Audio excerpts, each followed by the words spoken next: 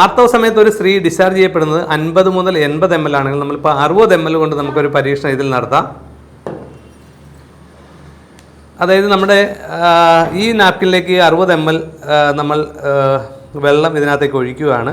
Same അളവിൽ തന്നെ നമ്മൾ വീണ്ടും അടുത്ത നമ്മുടെ സാധാരണ നാപ്കിനിലേക്കും ഈ 60 ml വെള്ളം ഏകദേശം നമ്മൾ ഇതിലേക്കും കൂടി നമ്മൾ അപ്ലൈ ചെയ്യുവാണ്. രണ്ടും തമ്മിലുള്ള ഒരു വ്യത്യാസം നമുക്ക് കാണാൻ സാധിക്കും.